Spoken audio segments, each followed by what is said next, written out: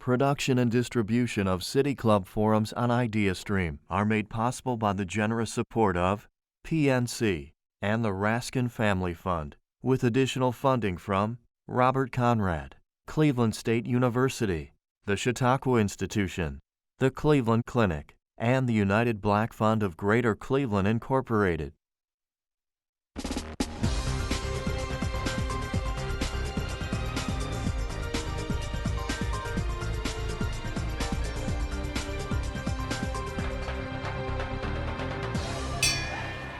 Good afternoon, and welcome to the City Club of Cleveland.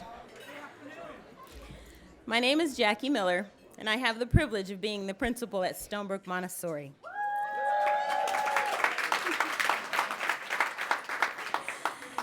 I am also a proud supporter of the City Club and grateful for the opportunity to be here. I am here, and I stand in a space of intersectionality. I'm a Black woman. I am an educator. I am a public educator. I am a Montessorian, and I am an advocate for educating the human potential.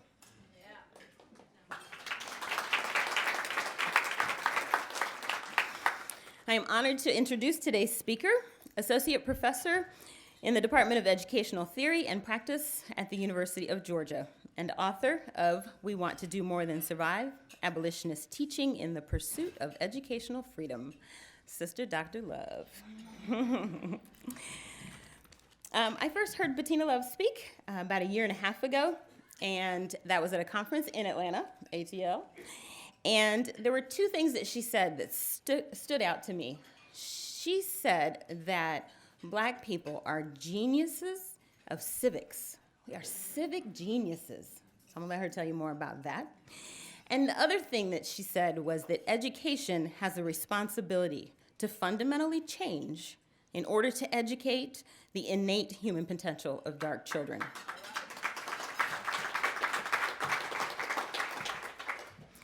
Recent education research suggests that children do better in class when they have shared identities with their teachers, especially in regard to race. In the United States, the majority of students in public schools are children of color, while most of their teachers are white, and their principals too. Recognizing oneself in their mentor is an important step for young students in making and accomplishing goals. How can we remedy the disparity to set up all of our children and students to succeed? It's this dynamic that Dr. Love explores in her new book, We Want to Do More Than Survive, Abolitionist Teaching and the Pursuit of Educational Freedom. In it, she argues for dismantling tweaks to curriculum and testing that perpetuate inequity in school. She argues for dismantling tweaks to education and testing that perpetuate inequity in school in favor of what she calls abolitionist teaching, which draws on the history of the 19th century abolitionist movement, focusing on integrating lessons on racial violence, oppression, resistance, and social change in the classroom. In addition, her research and teachings include hip-hop education, hip-hop feminism, anti-Blackness in schools, Black girlhood, and queer youth, as well as other issues of diversity, inclusion, and social justice. An award-winning author, Dr. Love was the inaugural recipient of the Michael F. Adams Award for the University of Georgia in 2014, and was invited to speak on her work on the lives of Black girls at the White House Research Conference on Girls. She was named the Nasir Jones Hip Hop Fellow of 2016 at Harvard University, and was presented with a resolution from the Georgia House of Representatives in 2018 for her impact on the field of education.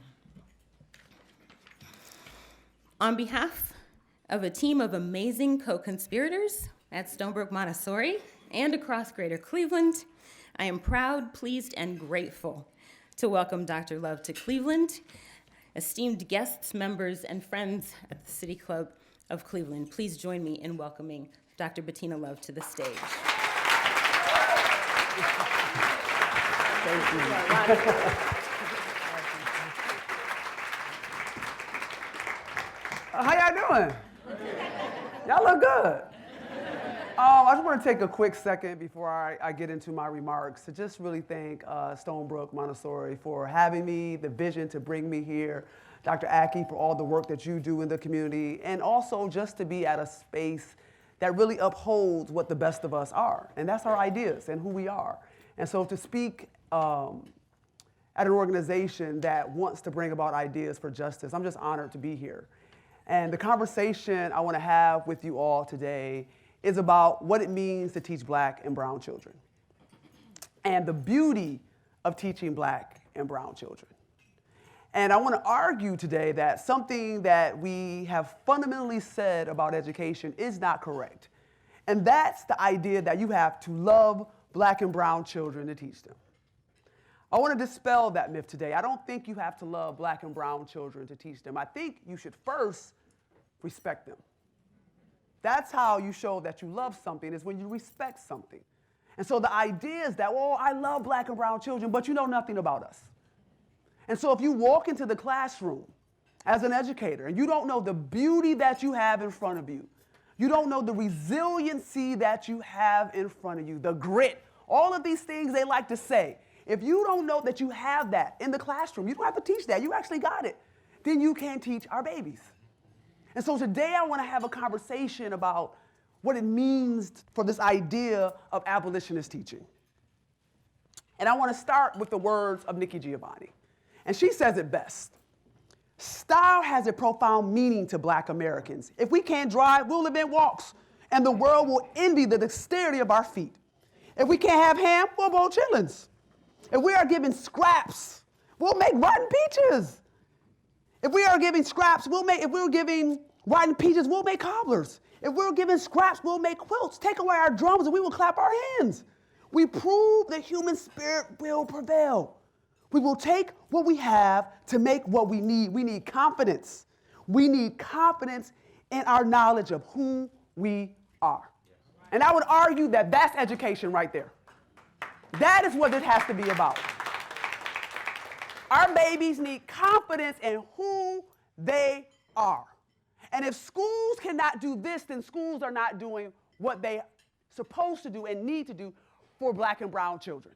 Because the idea, and please understand that as a person of color, it's not just about grades and test scores.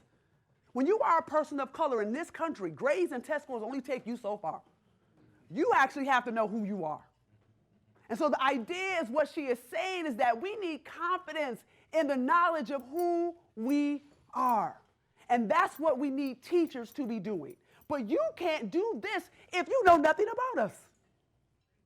So the idea is that how do we have programs that are stronger? And so I argue in my book that we have something called a teacher education gap, which means that you can become a teacher, leave with a 4-year degree, and not even take one class about Black and brown folks. And then you're going to walk into the classroom, and then when you do take that one class, maybe that one class on diversity, you learn nothing but the ills of Black and brown children. They got a gap for everything. You got an achievement gap. You got a word gap. So you leave never, ever understanding that the genius is right in front of you. And so we have to change that narrative. So the conversation has to be, what do you see when you see us? What do you see when you actually see us? Now, the photo that I'm showing you is a photo by a great artist out of Detroit. His name is Jonathan Edwards. And he drew this thing called white vision glasses. And the idea is that if you can't see the greatness in front of you, then you really can't teach us. And this is a picture inspired by the murder of Stephan Clark. He was a young man on the phone behind his grandmother's house, and they believed that that cell phone somehow was a gun. So the conversation has to be that when our Black boys and our brown girls, and we walk into the classroom with all our joy and all our swag, and if you can't see the greatness, you only see that, then you can't teach us. You don't love us. You don't know anything about us. So I argue that what we're doing in schools every day that deny Black folks' existence, when the system is inherently set up to be anti-Black, then you are murdering our baby spirits. And the spirit murdering comes out of the work of Patricia Williams, who's a critical race theorist. And she says that racism is more than just numbers. And when we talk about racism in this country, we talk about it in numbers. Well, we have this many teachers who are white, and we have this many students who are black, and we have the mass incarceration, and we talk about it in numbers, but we don't talk about the real everyday lives of children and how being in a system that is fundamentally racist murders your spirit. And spirit murdering is a slow death. It's a methodical death, but it is a death of the soul. And we need to start having that conversation in our schools. How are we uplifting the souls of our babies? How are we talking deeply about making sure they are and will become who they want to be in this world? But in a system that slowly takes you out, when you don't see yourself, when you don't see your culture, when you only learn about oppression but never how your people resist it, when schools are set up as prisons, you are murdering our babies' spirits. And I talk about this in the book. So I say that we have what we call an educational survival complex, which really just mirrors the prison industrial complex. So the idea is that everybody's making money off the idea that black and brown children are deficient. So it started with Native Americans, 1879 at the Carlisle School, and they told Native Americans, your hair, your language, your ways of knowing, gotta go. Assimilate, assimilate, assimilate, which is code for be white, be white, be white. By 1880 in this country, we're talking about English-only education. That didn't start 25 years ago. By 1896, they told us separate but equal. That makes no sense. By 1906, you have segregated schools for Chinese, Japanese, and Korean students. And by 1954, you have this unbelievable case called Brown versus the Board of Education. And this is a really pivotal case in education because it shifted who taught our babies. Pre-Brown, many folks, particularly in the South, who had higher education were teachers. After Brown, we lost between 15 to 20,000 black educators after Brown. Gone. Gone. And so the idea is that how do you get a teaching force that is now 88% white? It's not happenstance. And we got a teaching force that's 88% white, but did not know that we used to teach our babies. And so the ideas about how this works, we have to think deeply about what it means to be a teacher. What does it mean to train a teacher? What are the skills and the experiences and the disposition a teacher needs to go into the classroom with black and brown children in a system that is set up for our babies not to achieve? Now we move to like the colored pictures. And you have this thing in 1980 called Character Matters. So you have an influx of character education that's happening. Why do you have character education? Because you have an influx of white folks teaching black and brown children. And it's always about our character. And I argue that the oppressor has no business telling you about your character.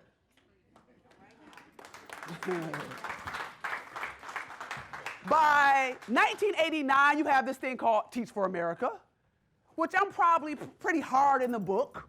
I call it Teach for America Educational Parasites. But I say that because the idea is this. Teach for America says, listen, when you leave here, you will be ready to go to the next phase of your life. You go off to medical school or graduate school or law school. You know what? Find yourself. And while you're finding yourself, you're actually teaching black and brown children with no experience while you find yourself. That's educational malpractice. By 1991, you have charter schools. And let me say this, I'm not against charter schools, but we have to be honest about what charter schools are and how they're functioning in this country. They are functioning as a mechanism for gentrification. And we got to be real and honest about that. By 2000, you have No Child Left Behind. That leaves every child behind. And by 2008, you have corporate school reformers. You can't be a corporate school reformer. You're either trying to work on justice or make money. You can't do both. You can't do both.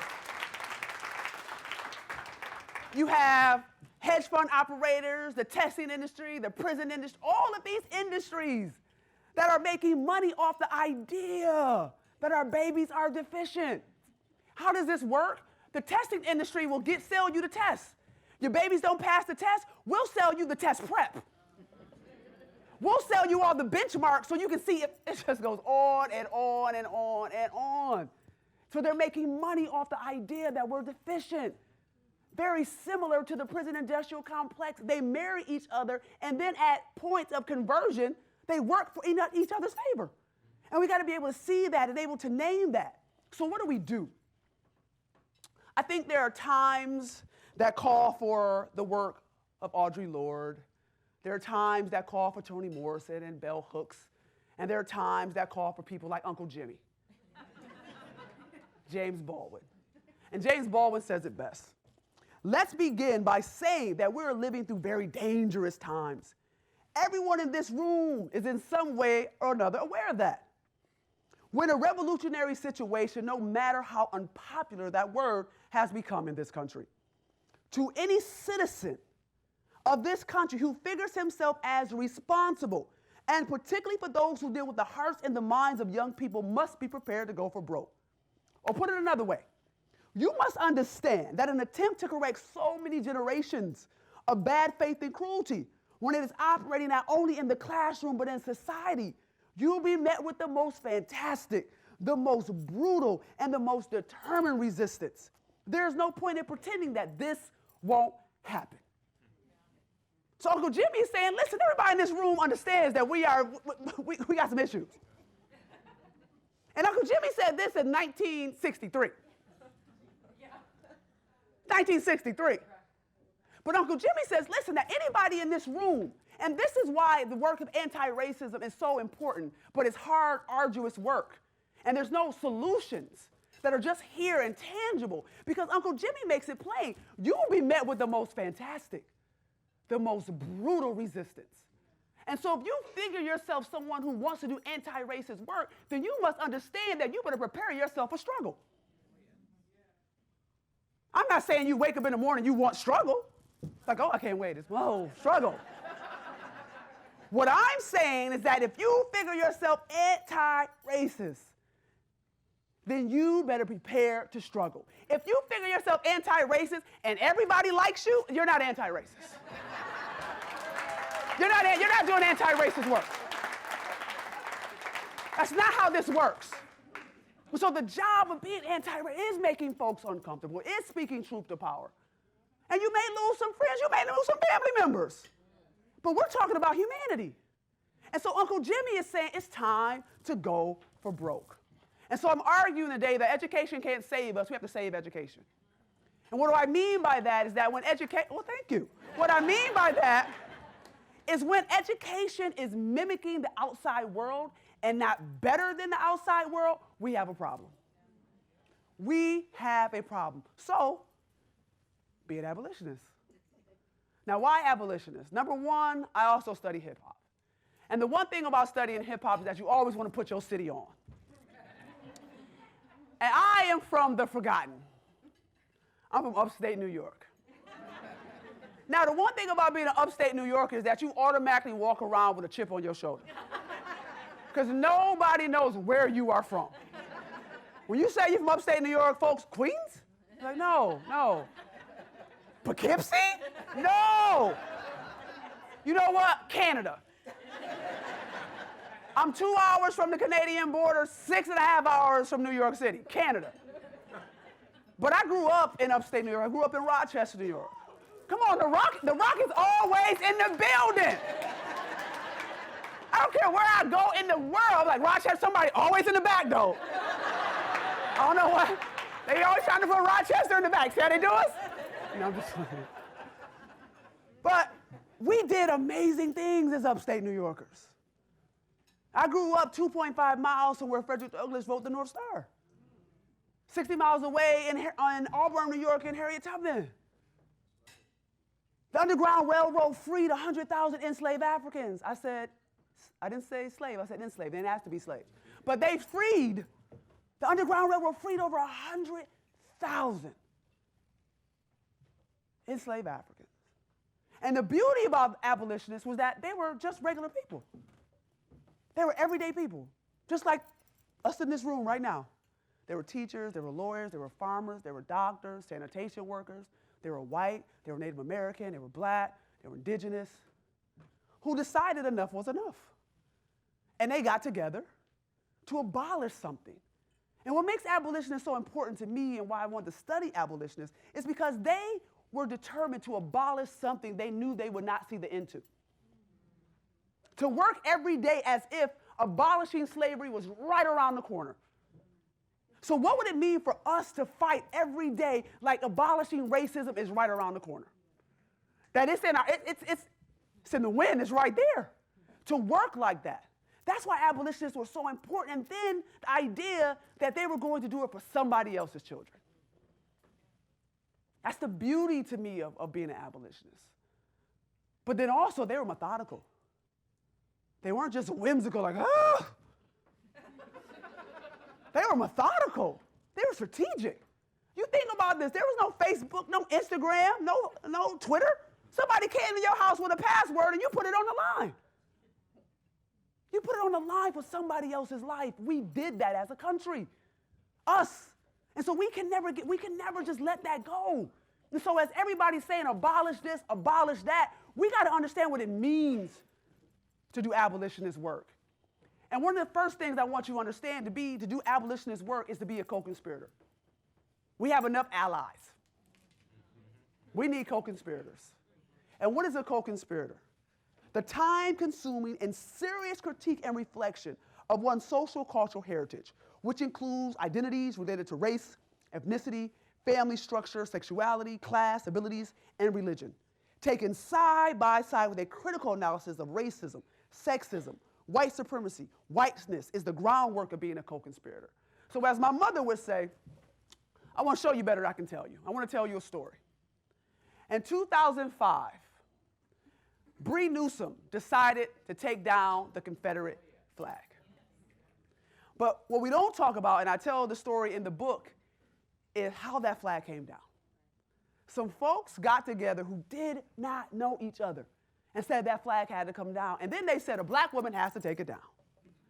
They taught Bree Newsom how to climb, got her climbing gear, had her bail money ready. Money ready. And they decided that day, 8 days after Dylann Roof did the most cowardly thing we know, shoot up the AME church, they said that flag is coming down. And they took it down. But what we don't talk about is the young man that was with Bree Newsom that day. And his name is James Tyson. Now let me tell you why James Tyson was there. At one point, the police threatened to tase me. James Tyson, who was later arrested with me, grabbed the pole and told them that they electrocuted me, they would have to electrocute him too. Others who were standing around watching yelled at the cops not to do so. So in the video, when you hear me frequently reassuring the police that the actions are nonviolent civil disobedience, this is why. That day, they decided that to get Bree Newsom down off the flagpole, they would simply have to electrocute her. Now, why is James Tyson there? There is no coincidence that James Tyson is there. James Tyson was there to be a white man. He was there to be a white man. He was there to use his privilege. He did not have to make a speech. He didn't have to make a big scene. And he saved that woman's life. So to be a co-conspirator is to put something on the line. To take a risk, a small risk, a big risk. But to be a co-conspirator, and why it's not an ally, is because to be a co-conspirator means I'm going to understand how this world works. And I'm going to use my privilege when I need to use my privilege for other people. That's the difference between allyship. Because an ally would have went with Bree and stood outside the gate. Bree! Come on, Bree, let's go. Bree, they coming, Bree! That's what an ally would have done. A co-conspirator says, hold on, I'm here for a reason. It's not a coincidence that is a white man with her. And so we're asking you to use your privilege. I want to do anti-racist work. What do I do? You got all that privilege. Use it. Spend it. Don't ask us what to do. You know what to do. Use your privilege. You got disparities in everything in this country. So if you are a person in all of these different areas of privilege, and you know that black women and brown women are not being paid, and you are the CEO of the country, don't ask what to do. Give them their money. The idea is that you leverage your privilege in a way in which that will liberate people. No one can tell you what to do. No one can tell you how to do it. But what you have is an advantage, an unfair advantage that you did not earn. So use it. Spend it up. As the kids say, cash out. Because that's what it means to do anti-racist work. And then you got a freedom dream with us. And freedom dreams are not just whimsical dreams. They're dreams in solidarity with each other, where we demand what they say is impossible. That means you don't ask for $15, you ask for $75 and see where you land. Yeah. We have to have theory. Why theory? I call theory your North Star. Because theory grounds you. Say, oh, you know what? I'm looking at children and I'm looking at communities and I'm starting to blame them. Oh, theory says, that's racism. That's sexism. Like, you need theory. It grounds you. It's your North Star. And don't forget black women. We've done this work. We've given playbooks. Black women have been the organizers, the teachers, the mamas, the community. We've done it all. We've done it all. Look at this country. Whenever there's a big problem, who they gonna get next? Come clean it up. Don't forget us. We do the work. Next, we gotta be accountable. And accountable to each other, not in the ideas of accountability, of teacher ed, but accountable for human suffering. Accountable to each other for the ways in which we behave, the way in which we let each other down, to apologize and to come back the next day and say, I could be better. That's the work. All of us will get it wrong, myself included. And it's to come back and say, oh, you know what? What I did yesterday wasn't right. And it won't happen again, and I'm sorry. That's the work of anti-racism, is apologizing. For humanity, you have to apologize and accept that and do better. That's what we want, so be accountable to each other. So abolitionist teaching is built on the creativity, the imagination, the boldness, the ingenuity, and the rebellious spirit and methods of abolitionists to demand and fight for an educational system where all students are thriving, not simply surviving. And I'll close by saying this. Understand that abolitionist teaching is not just for black children. Anti-racist education is not just for black and brown children. This is about our humanity. It's about all of us. And so it doesn't just need to be in black schools or brown schools. It actually needs to be in the white schools. So they can grow up from a very young age learning about what it means of justice, what love really means, and kindness really means, and empathy really means, and what equity really means. And those ideas need to be challenged with our sons at a very young age. And so I'm asking you all to understand that when we ask for black education or brown education, we're asking for culturally relevant pedagogy, we're asking for all of these things, know that you're included in that conversation. Because to make this world a better world, to make it a more just world, and to make it a world that our children actually deserve, it's all of us. It's all of us. And so the work of being an abolitionist teacher is the idea that we are going to dismantle together injustice. Thank you. Thank you, thank you. I appreciate that. Thank you, thank you, thank you. I appreciate that. Thank y'all, I appreciate that. Thank you, thank you, thank you. Thank y'all. Rock! Thank y'all, I appreciate it.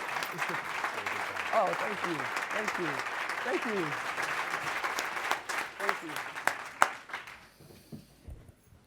For our radio audience, that was a standing ovation. It was extended. I'm Dan Malthrop, Chief Executive here, and today we are fortunate to be enjoying a forum with Dr. Bettina Love. She's the an associate professor in the Department of Educational Theory and Practice at the University of Georgia. Also the author of We Want to Do More Than Survive, Abolitionist Teaching and the Pursuit of Educational Freedom.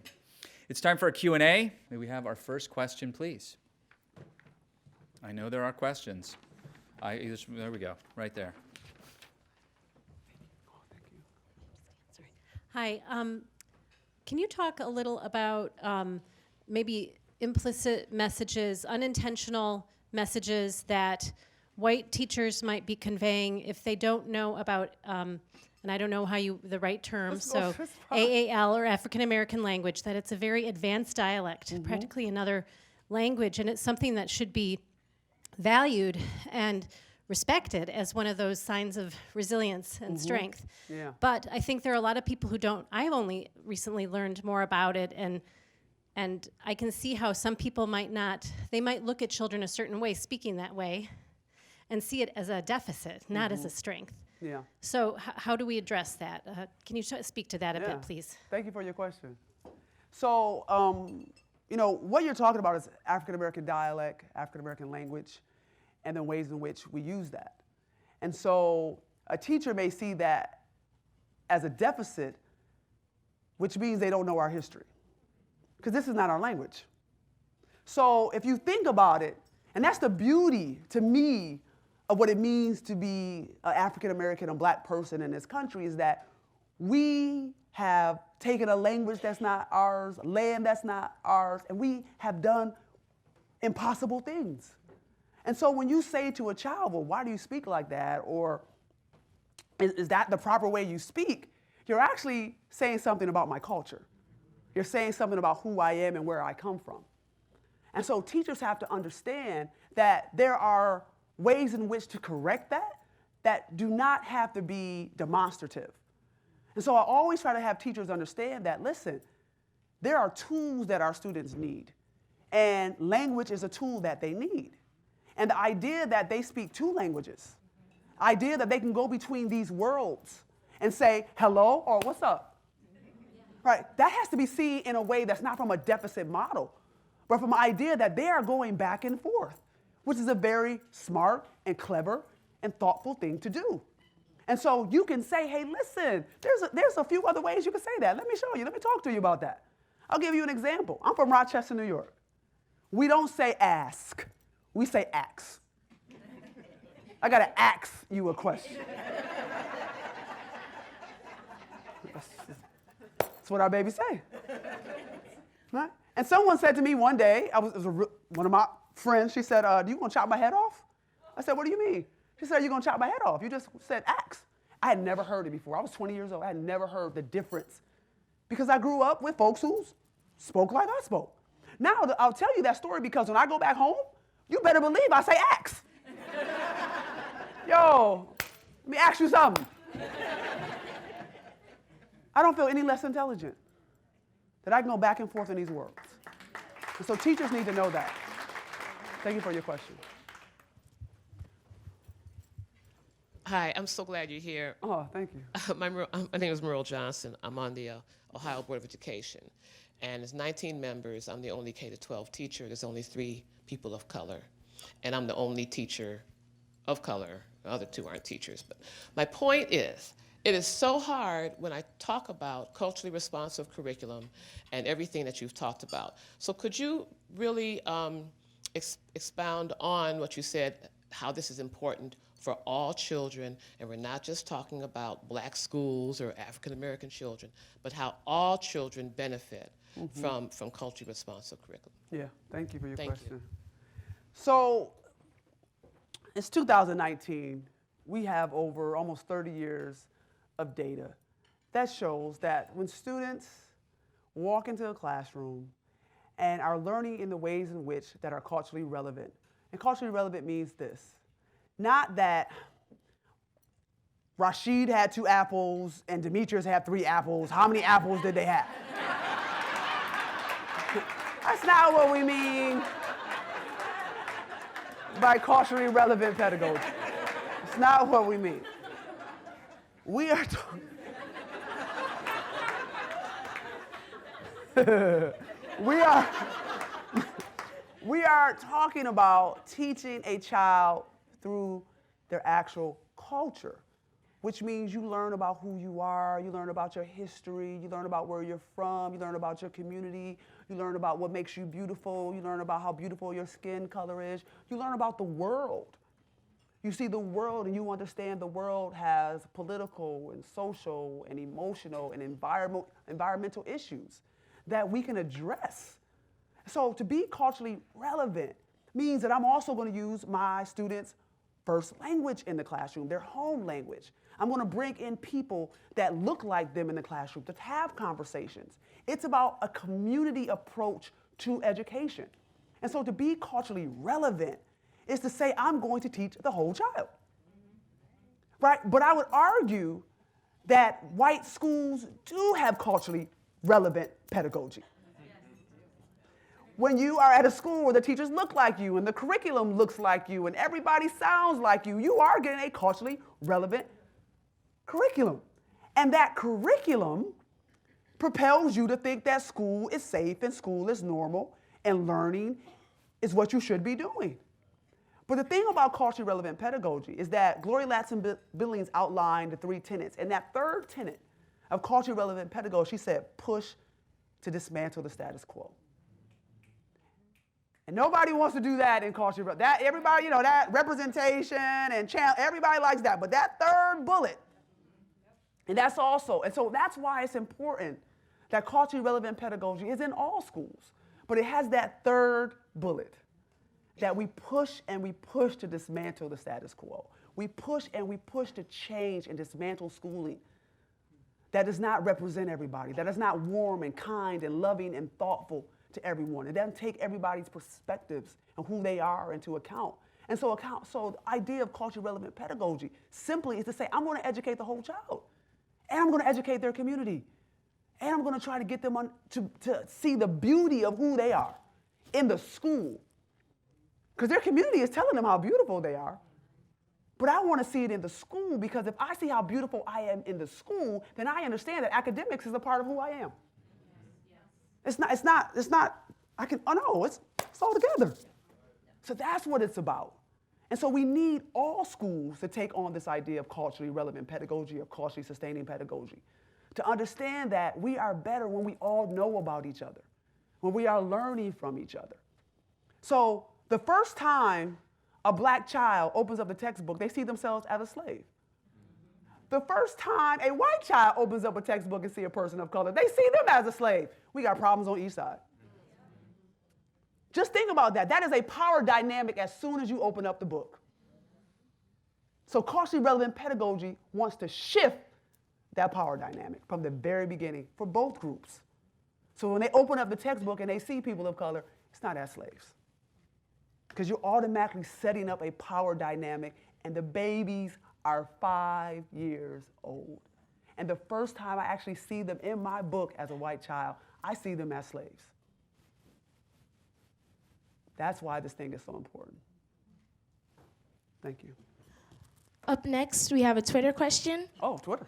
Dr. Love, can you speak to unconscious bias, how it affects our education system, and what we can do to address it? Thank you. Okay.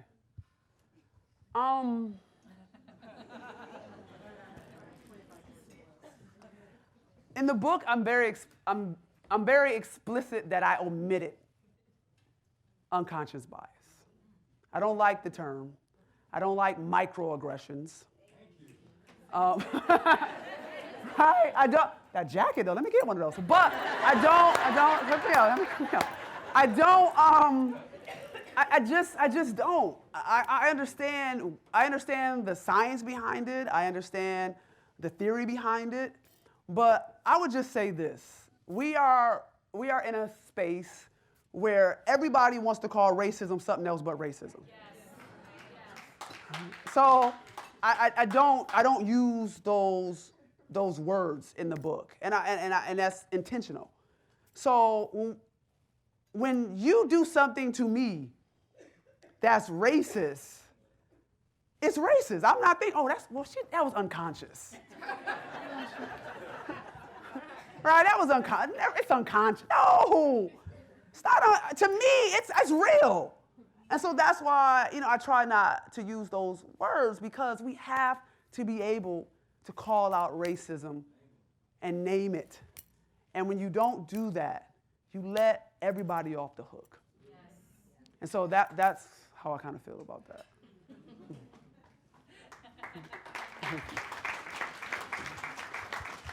Dr. Love, I so appreciate your passion about the importance of educating our black and brown children.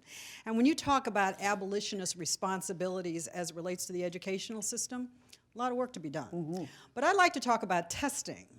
So testing in our current format is spirit killing for our black and brown children. So do you have any strategies that we can do capability assessments for our children that is spirit enhancing instead of spirit killing? Yeah, that's a big question, very big question. And that can go on for days, but I'll just try and just say a few things. I talk about it in the book. I think one place we have to watch is Seattle. There's a lot of great stuff going on in Seattle. Seattle students just protested the first day of school. They're like, we out. School. I mean, Seattle has been on the forefront of Black Lives Matters in schools. They've been on the forefront of protesting testing and teachers saying, no, we're not going to do that. And so there's a playbook that Seattle's creating right now of how parents get together with teachers and officials and say enough is enough. And so I think Seattle is one of those places that we should be watching. I also think when we think about testing and how it's killing our baby souls, we have to help parents understand laws. And I don't know Ohio laws, but you can opt out of testing in some of these states. And so you can opt your child out of testing. So it's about state laws. And so we got to make sure that parents know their rights for their child. And so that's one thing that I say educators should be teaching, and principals and folks who are against testing. What are the laws around testing? What can they actually do? And if they can't really do anything, let's go. So we have to be thinking about what that means for our kids. And I would say that the last thing is, I'm a big fan of Derek Bell. Derek Bell was a critical race theorist, and he had this idea of interest convergence. And he said that when black folks and white folks' interests converge, there can be some type of leverage. And what we're seeing right now, and that's why Seattle is a case, is because we've been saying that these tests are trash for a very long time. But guess who's failing the test now too? So they're like, get these tests out of here. Interest convergence. So white parents and black parents and brown parents get together on this issue. This is an issue that we all really agree on. And if you look at some of the top schools in the country, they're doing away with SAT testing. And so there's a lot of momentum around this right now. And I think we're in our silos about it, not understanding that this is actually an issue that we can cut through all of us, that we can agree on, where you could have conservatives and Republicans and liberals and everybody be like, you know what, yeah. And when you have an issue like that, you got to run with it. And I think testing actually is one of those issues. And now you talk about how do we get something different.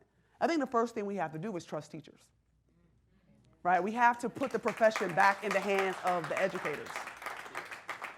So I believe that districts and schools should find the best way in which to measure the abilities or what's lacking or what needs growth in their schools. I don't think we should have outside folks do that, because when you have outside folks do that, that's capitalism. And it's never going to be done right.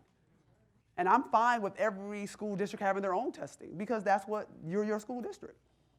So I think we have to come up with innovative ways to think about, but give the power to parents and communities and school board members who want to do that particular type of work.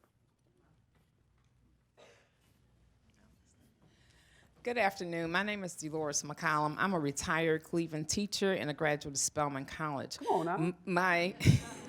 My question to you is, have you had the opportunity, and if not, can you address the fact that many of the HBCUs are doing away with their education programs? And that is a core source of African-American teachers, not the only, but that's a big source.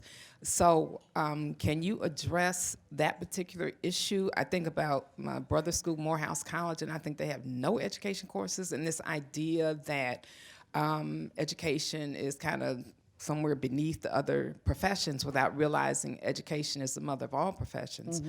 Can you address how we can get it back to a more acceptable level at the HBCU schools? Yeah, that's a hard question. I'll be perfectly honest with you. You know what? I really don't know, because it's a hard sell to be an educator. It's a hard sell.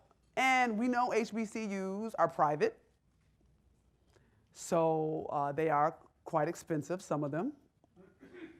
So it's hard for me to tell a child, or a young person, excuse me,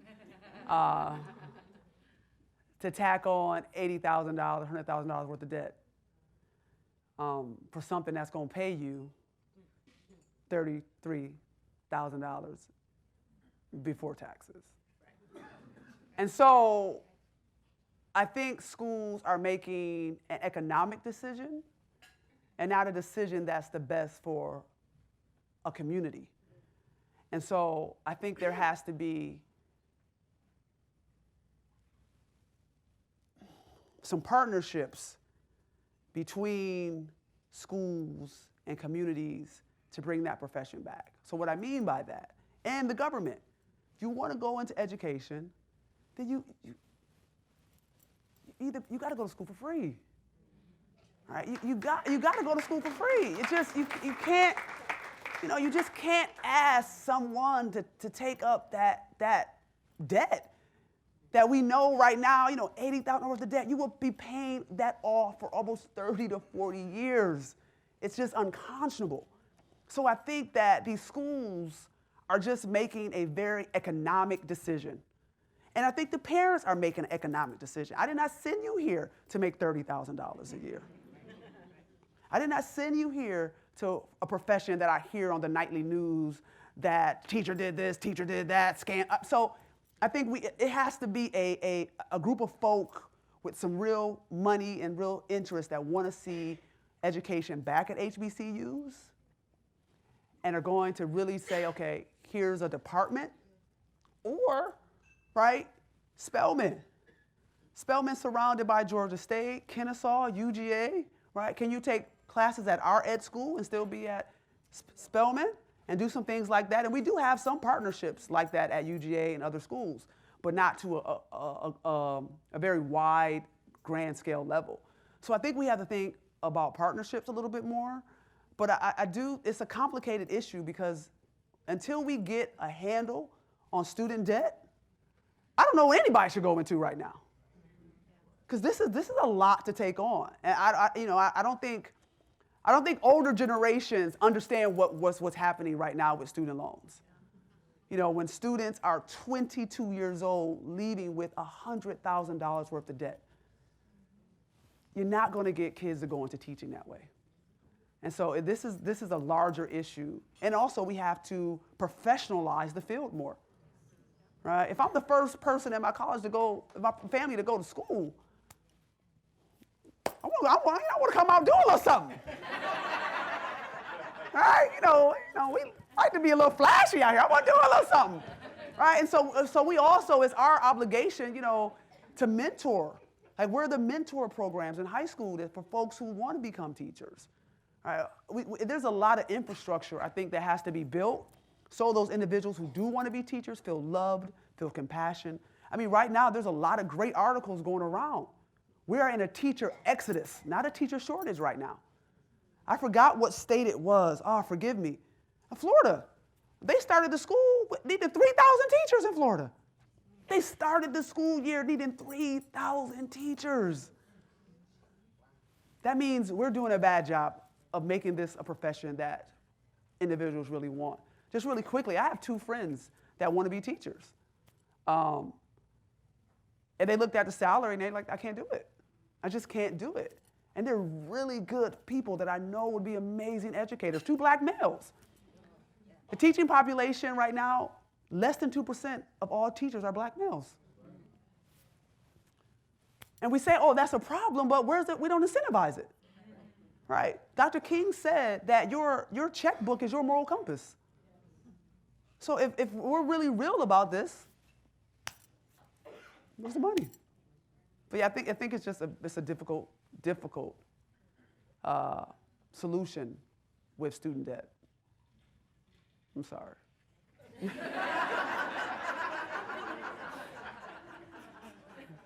I've told my own children I'm not paying for undergrad degree. I done told them now. You're on your own. Hi, Dr. Love. Hi. I don't even know why I stood up. You know, I'm the same height. Sit down and stand up. Can I hold it? Can I hold it? Oh, oop, oop, oop, and I oop. Okay. So my name is Erin. I am a doctoral student at Case Western Reserve University and affiliated with the Ellipsis Institute, sitting over here, table 10. And my research focuses on the sociology of higher education. So I'm looking at how we can provide more equitable situations and spaces and programming for queer graduate students of color. Right. So in the spirit of intersectionality and what the Ellipsis Institute stands for, and me as a womanist, as somebody that's queer, as somebody that's poly, I know that we can't isolate our identities in that way. And so my question is kind of multi-tiered. One, it's about spirit murdering. And, you know, as somebody that, you know, self-proclaims as a pedagogue, I like to teach people how to teach so we can become, you know, culturally relevant and culturally competent.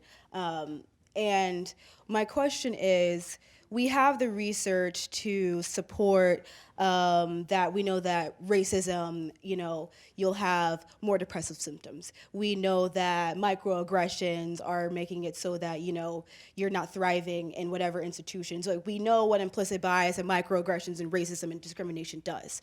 So how do we get people to understand that spirit murdering is something that is done, like you said, systematically, and is not something we can look at in isolation? We have to look at these things in aggregate. So it's not about the microaggression based on the study that you read. It's not about the laws and policies that we know are discriminatory against, you know, queer people. You know, trans and gay panic defense is still an admissible, you know, defense in court today in over 40 states. So my question is, how do we get people that want to do this work to understand that spirit murdering is more than just these isolated incidents? It's more than just what happened to, you know, Freddie Gray, and it's more than just happened to Sandra Bland. It's more than these incidents. It's an amalgamation of your professor telling you that he wishes he could clone you, or your professor telling you that, you know, you need to take a chill pill. These are things that have been told to me just last week, right? And so these are things that happen and add up, and they're cumulative. And how do you get people to understand, especially white people, and especially people that have privilege, that your humanity is constantly questioned and tested, and we don't see you as a human, but we do think that racism is a thing. We do understand that discrimination is a thing. We do understand, because we've got the, you know, the research to prove it, and because, you know, that's the language that we have to use. How do we say, hey, I'm a person, and all of these things that have been said to me since I opened my textbook whenever I was 5, like, murder you over time. And here right now, when you're talking about bootstraps or meritocracy, I don't feel like a person because of the system that I've been placed in for years.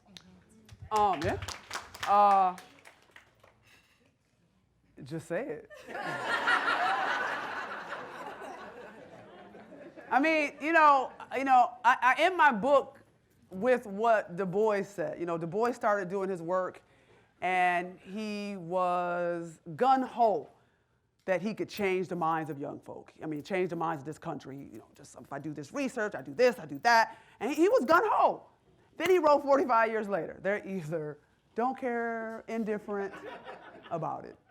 And so at the end of the day, as a person of color, what they can't take from us is our voice. They cannot take that from us.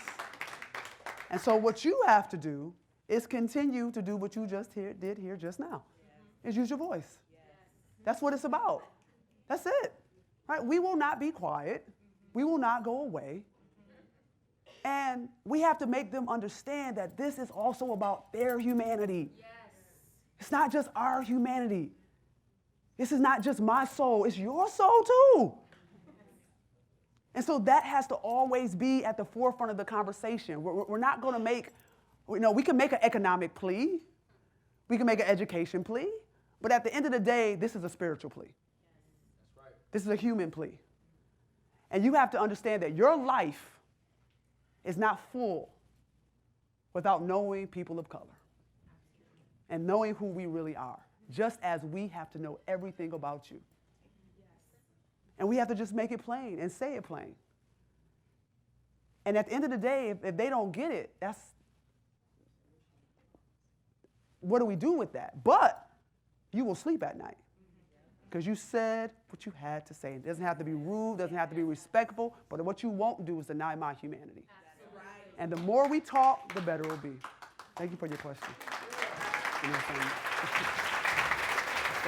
I appreciate it. That brings us to the end of our forum. There will be a book signing in the lobby. Thank you, Dr. Love. Thank you, members and friends of the City Club of Cleveland. We look forward to welcoming you back. All you first-timers, our forum is now adjourned. For information on upcoming speakers or for podcasts of the City Club, go to cityclub.org.